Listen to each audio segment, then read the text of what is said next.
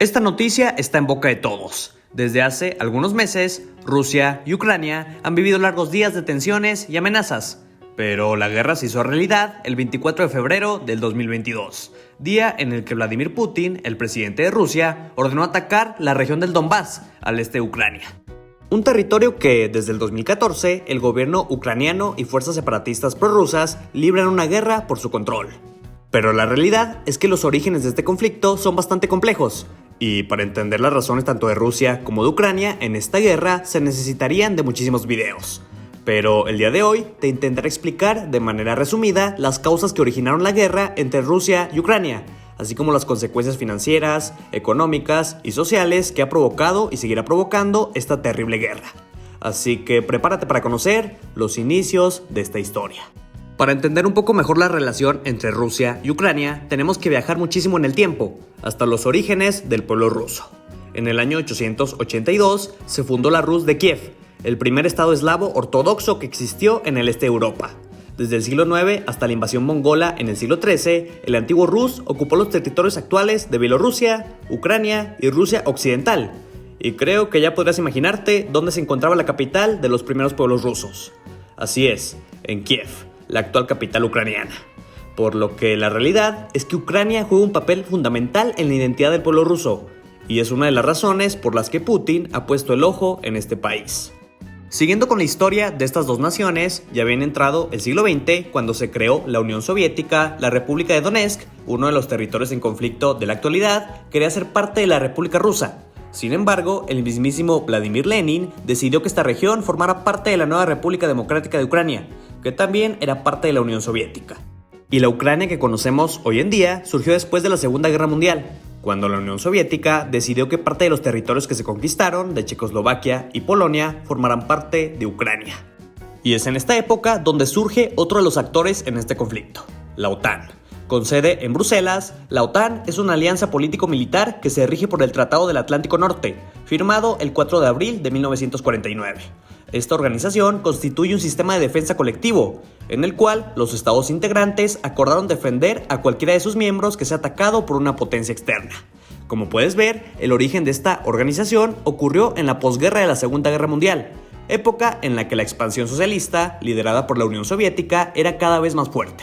Debido a esto, se decidió crear una alianza defensiva con países americanos y europeos, entre los que se encontraban Estados Unidos, Canadá, Francia, Reino Unido, Países Bajos, entre otros.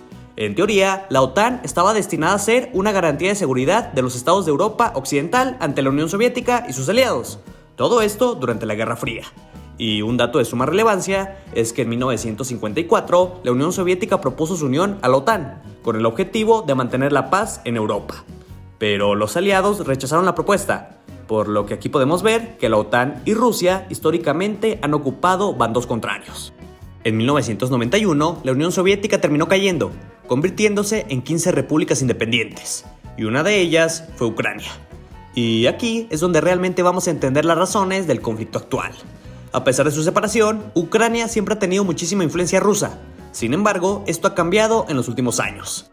En 2013, el entonces presidente de Ucrania, el prorruso Viktor Yanukovych, suspendió la firma de un acuerdo de asociación con la Unión Europea.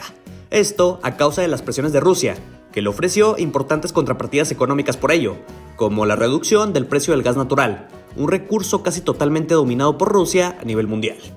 Este anuncio causó el descontento de la población, sobre todo en el oeste del país, causando que decenas de miles de ucranianos se manifestaran contra el gobierno en la Plaza de la Independencia de Kiev, y a estas protestas se les conocieron como el Euromaidán.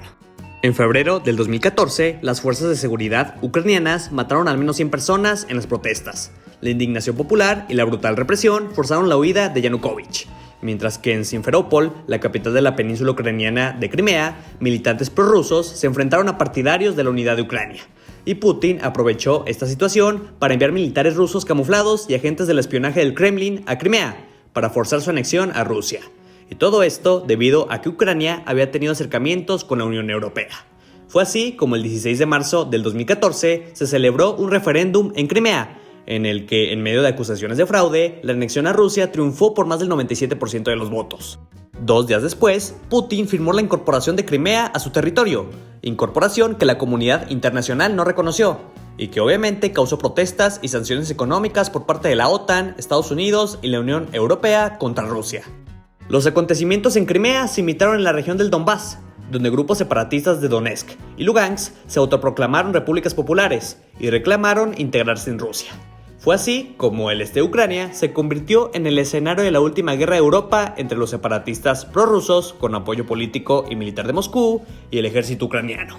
Para terminar con este conflicto, tanto Rusia como Ucrania y representantes separatistas de Donetsk y Lugansk firmaron los acuerdos de Minsk, los cuales acordaban la prohibición de las operaciones ofensivas, la prohibición de los vuelos de aviones de combate sobre la zona de seguridad y la retirada de todos los mercenarios extranjeros de la zona de conflicto. Sin embargo, esta zona de conflicto provocó con el paso de los años el desplazamiento de millones de personas, especialmente al interior de Ucrania. Y la realidad es que desde entonces, salvo algunas excepciones, los enfrentamientos militares han sido constantes y no se ha mantenido la paz. Y es aquí cuando llegamos a un evento clave que causó un punto de quiebre en las relaciones entre Ucrania y Rusia. Y este evento se llama Volodymyr Zelensky. Este personaje, antes de ser el presidente de Ucrania, era uno de los comediantes más exitosos del país, pero su llegada al poder representó un cambio casi total en las políticas ucranianas. Anteriormente, la realidad es que los presidentes de Ucrania eran prácticamente prorrusos, pero Zelensky llegó para cambiar la historia. Con su llegada al poder, se renovaron las intenciones de tramitar la entrada de Ucrania en la Unión Europea y la OTAN, algo que se interpone en los intereses del Kremlin, ya que, como ya lo hemos visto, la OTAN y Rusia son prácticamente enemigos históricos, y con justa razón, Putin no quiere que la OTAN se encuentre tan cerca de las fronteras con Rusia, ya que representa una amenaza para su país.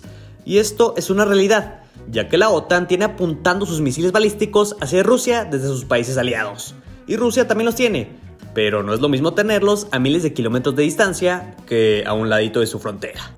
Rusia ve a la OTAN como una amenaza, ya que esta organización ha estado integrando a cada vez más países de Europa del Este, países que se acercan cada vez más a Rusia, causando una especie de guerra fría, ya que Rusia también ha creado fortalezas militares en sus fronteras. Y todo esto terminó con lo que hemos estado viendo en los últimos meses. Desde noviembre del 2021, Rusia ha enviado miles de soldados a la región de Crimea y del Donbass. Esto con el objetivo de ejercer presión política a la OTAN y sobre todo a Estados Unidos, buscando que la OTAN deje de expandirse y que Ucrania no se convierta en un miembro de este organismo. Claramente, las presiones no surtieron efecto, y el 21 de febrero del 2022, Putin firmó el reconocimiento de las regiones prorrusas ucranianas de Donetsk y Lugansk, y ordenó el envío de tropas rusas a la zona.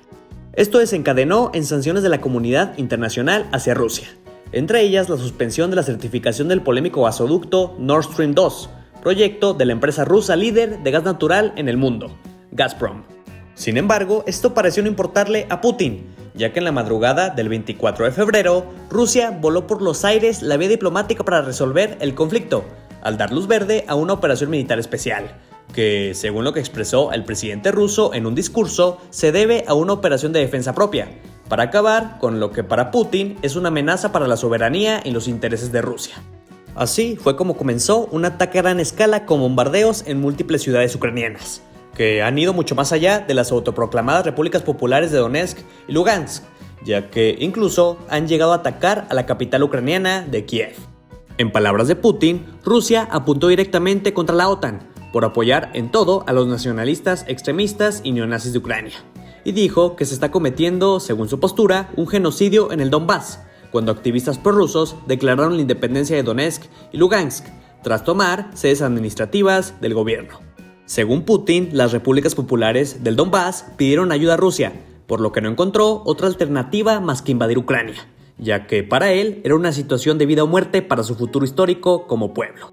Sin embargo, a pesar de todo lo que nos podríamos imaginar, y a pesar de que Ucrania no ha recibido apoyo militar, este país no ha sido un flan para Rusia durante este conflicto. La ofensiva militar de Rusia se ha topado con pared y no ha podido terminar tan rápido como pensaba. La resistencia del pueblo ucraniano, con ayuda incluso de los civiles para sabotear en todo lo posible los ataques del ejército de Vladimir Putin, ha contribuido a que la capital del país, Kiev, continúe todavía bajo control ucraniano, junto con Kharkov, una de las ciudades más importantes por su número de habitantes. Además de que el presidente Volodymyr Zelensky se ha mostrado como un líder nato, ya que no ha abandonado el país y se encuentra en el frente de batalla.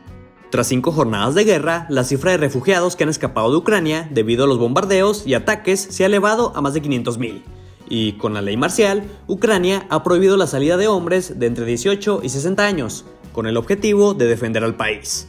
Para intentar poner alto al conflicto armado, Estados Unidos y la Unión Europea han tomado la decisión de excluir a parte de los bancos rusos del sistema SWIFT, un sistema internacional de comunicación financiera que opera en más de 200 países y conecta a más de 11.000 bancos, instituciones financieras y empresas.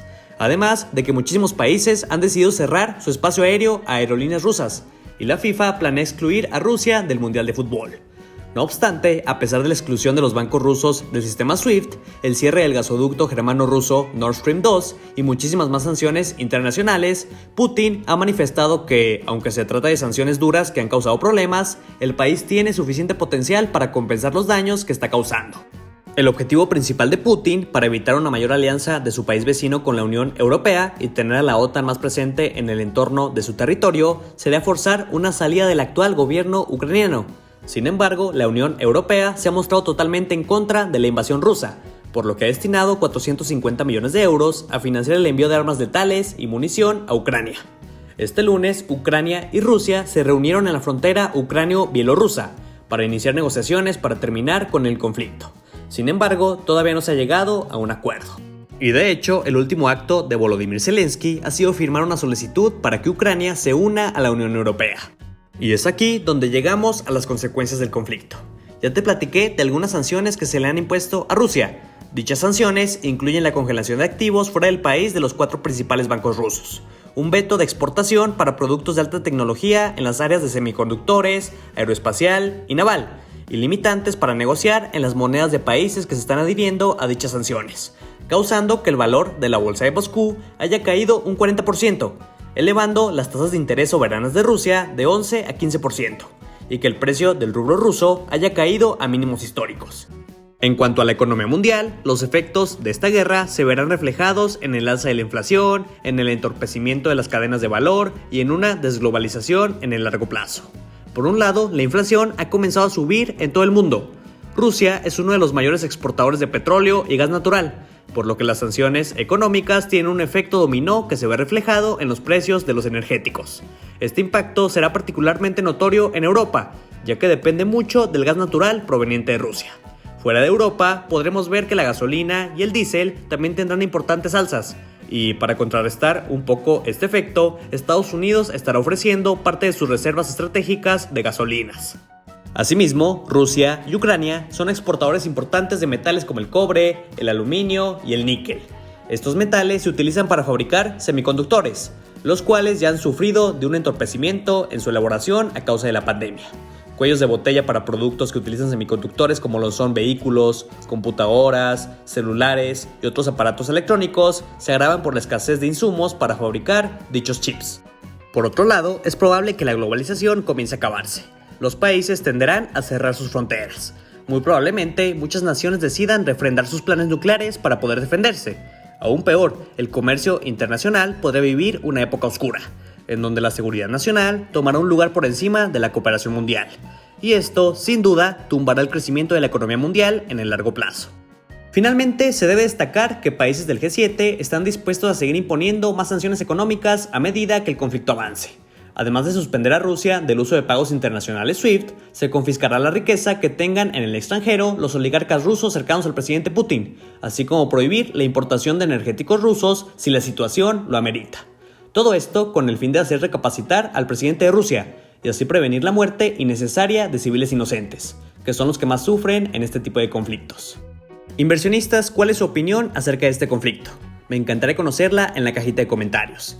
Y si el video les gustó, no duden en darle pulgar arriba y compartirlo con sus amigos. Así me ayudarán muchísimo a seguir produciendo contenido. Les mando un gran abrazo. Cuídense y nos vemos pronto.